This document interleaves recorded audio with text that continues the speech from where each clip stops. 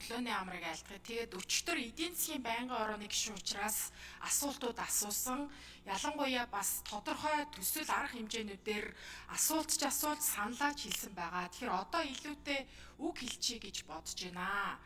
За тэгэхээр ийм байна. 2026 оны энэ хөгжлийн төлөвлөгөөг боловсруулахдаа 2026-аас 2030 оны 5 жилийн хөгжлийн төлөвлөгөөн дээр суурилж чадсан уу гэж асуухад тодорхой хариулт аваагүй. Энэ дээр анхаарах. За хоёрдугаарт нь 2024 оны хөгжлийн төлөвлөгөөний биелэлт ямар байгаа? Ямар одоо амжилттай байсан? Сургамж нь юу байсан? 26 оныхоо төлөвлөгөөнд алийг оруулах юм бэ? Энэ бас тодорхой асуулт асуусан тодорхойгүй байсан. За бас нэг чухал асуудал бол мэдээж энэ хөгжлийн төлөвлөгөөнд тухайн одоо тусгагдсан төсөл хөтөлбөр үйл ажиллагаанууд биелэлээ олохын тулд санхүүгийн их усэр нөөц хэрэгтэй шүү дээ. Тэгэхээр энэ нь өөрөө уялдаа холбоотой байж чадахгүй байна.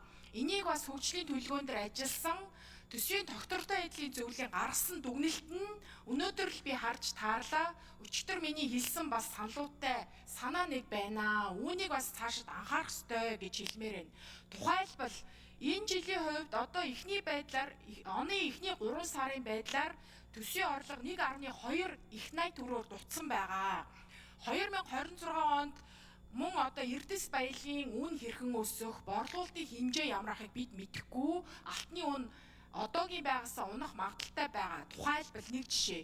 Тэгэхээр тооцноор нөгөө 33 их 80 ч орж ирэхгүй бол жишээлбэл яах вэ? Нөгөө олон тусгасан төсөл үйл ажиллагаанууд чи хэрэгжихгүй шүү. Бид нар олон жилийн туршид хөрөнгө оруулалтын одоо тусгасан төслүүд яагаад хэрэгждэггүй вэ? Гүйцэтгэл муу байна. Энийг сайжруулъя, төсвийн сахилга баттай болёо гэж ярьсан. Энийний чинь яг ингээд тухайн үед яриад өнгөрөөгд ах биш. Хөгжлийн төлөвлөгөөнд орж иж бидний энэ олон жил ярьж байгаа урхагшсан асуудлууд шийдэх юм аа гэдгийг хэлмээр байгаа.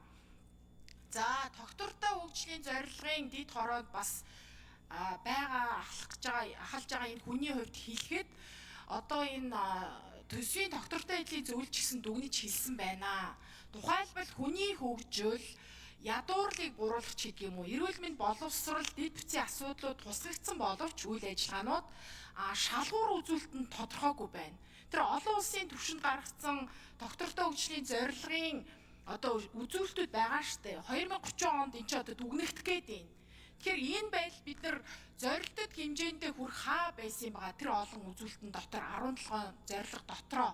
Тэгэхээр энийг одоо үр дүнтэй болохын тулд одооноос баг өнөөдрөөс хоцрогдсон байгаа ингэж анхаарч ажиллах ёстой байтал 2026 оныхоо төлөвлөгөөнд ийм дутуу туунгаа хандсан бас их асуудал дагуулгаар байна шүү. Энэ дээр гүн ач холбогдол өгөөрэй гэж бас давхар хэлмээр байгаа.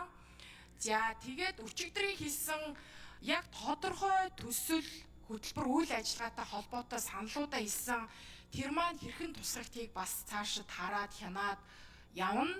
Тэгээ бид нар бас өмнөх онуудын төлөвлөгөө бодлогын хэрэгжилтээр үнэлгээний асуудал дээр нэлээд олон хурцдмал асуудлууд хөндөгдсөн.